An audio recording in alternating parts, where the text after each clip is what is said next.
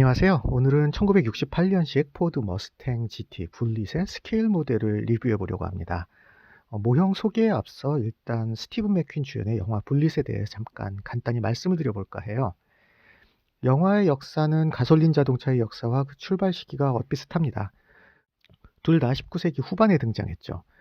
초창기 영화에도 자동차를 활용한 액션이 꽤 시도되었습니다. 하지만 당시 기술로는 실감나는 자동차 추격전을 찍기 어려웠고, 그 때문에 필름을 빨리 돌리는 등의 트릭으로 속도감을 강조했습니다.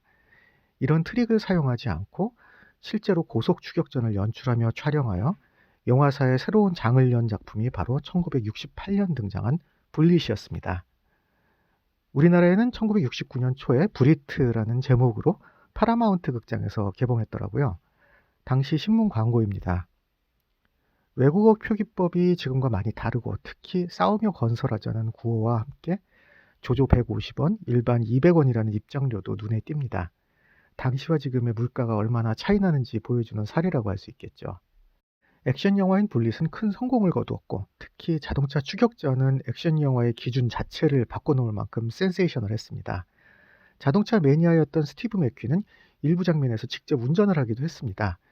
유튜브에서 불릿 카체이스를 검색해 보시면 이 추격전 장면을 보실 수 있는데요.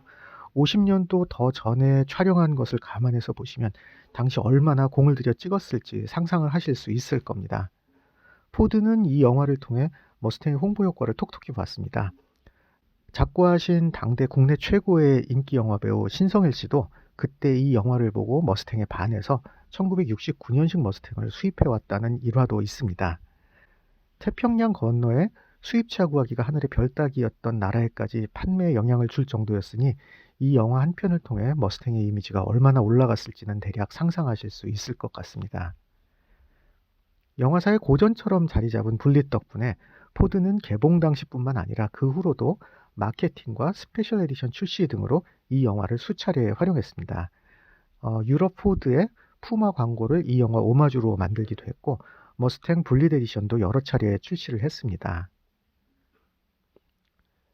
영화 촬영에 사용되었던 실제 차량은 올해 1월 플로리다의 매컴 경매장에서 340만 달러에 낙찰되어 역사상 가장 비싼 머스탱이라는 기록을 세우기도 했습니다. 그러다 보니 불릿 머스탱은 다양한 스케일 모델이 출시되었는데요. 미국 제조사인 그린라이트에서는 1대 18, 1대 24, 1대 43, 그리고 1대 64 스케일의 불릿 머스탱 다이캐스트 모델을 출시했는데, 오늘은 1대 43 스케일과 1대 64 스케일 모델을 리뷰해 보겠습니다. 그린라이트는 주로 미국 차를 많이 만드는 회사인데 영화와 관련된 차들도 꽤 많이 내놓고 있으며 정밀도도 높은 편입니다. 종종 약간의 하자가 있어서 품질 관리는 약간 미흡하다고 생각되기는 하는데 비례감과 디테일이 좋은 제품을 많이 내놓고 있죠. 두 스케일 모두 그린라이트 제품답게 비례감과 디테일은 꽤 준수합니다. 43 스케일을 보시면 전반적인 차체의 비례감이 64 스케일보다 조금 더 좋습니다. 64 스케일의 경우 타이어 폭이 지나치게 두껍고 뒷펜더 쪽이 조금 좁아 보이는 감이 있어서 후측면에서 볼 때 살짝 어색한 구석이 있는 데 비해 43 스케일은 어느 각도에서 보나 실차 같은 느낌을 줍니다. 디테일에 있어서도 당연히 덩치가 더 큰 43 스케일이 정교합니다.